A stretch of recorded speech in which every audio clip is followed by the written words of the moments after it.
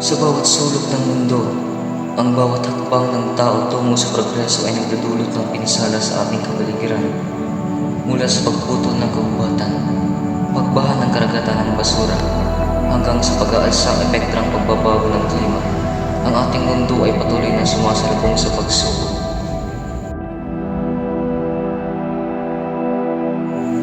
Bakit kailangan maghirap ang kalikasan sa ating pagpapaunlad ng ating ekonomiya? Katulad ng pagpuputol ng mga puno para gumawa ng mga gusali, wala na bang ibang paraan na hindi masasaktan o magagalaw ang ating kalikasan? Hindi niyo ba nakikita at di niyo ba nadarama na ang kalikasan ngayon unti-unting naglalaho na?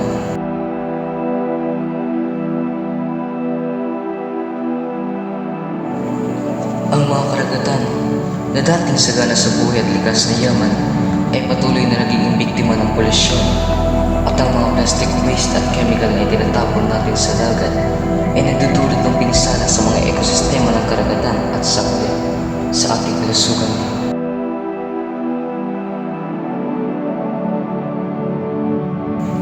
Sa bawat silakbo ng hangin, sa bawat hampas ng alon, ang kalikasan ay nagdurusa. Sa bawat sakit at kahapon, kagubatan ay nagluluksa. Sa bawat bunyal ng kahoy, ang mga ilog ay nanlulunod. Sa bawat duming nag-aambon,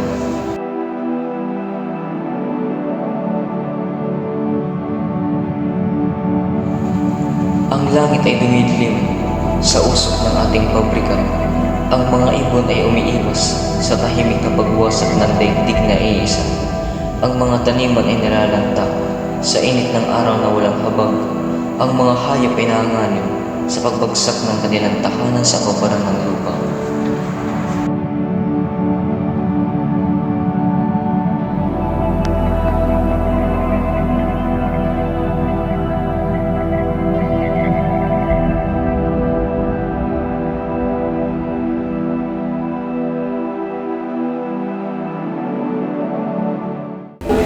Ngunit di pa huling lahat.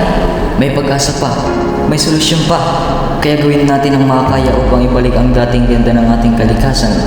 Ang bawat hakbang tungo sa pag-ayos ay tanda ng pag-asa at buhay. Ang bawat pag-aalaga at pagmamahal ay simula ng pagbangon at paghilom ng daigdig na nililimot.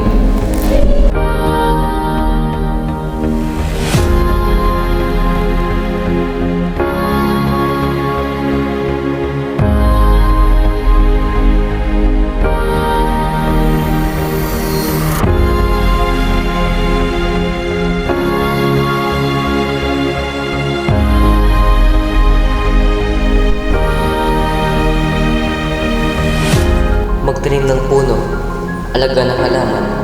Sa bawat pag-aalaga may buhay na sumisibol.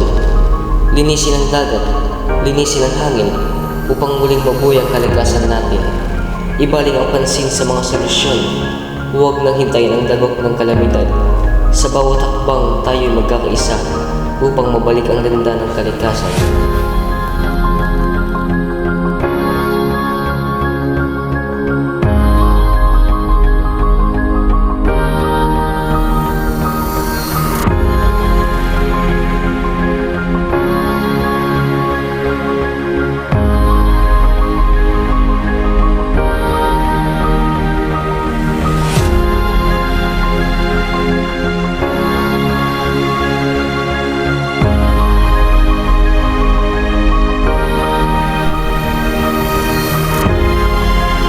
Sa bawat hakbang na ating gagawin, mahalaga ang pag-unaw at pakikisa ng bawat isa.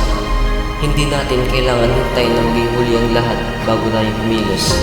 Sa pagtutulungan at pagmamalasakit sa ating kapaligiran, maaari nating ibalik ang ganda at yaman ng kalikasan para sa mga susunod na henerasyon.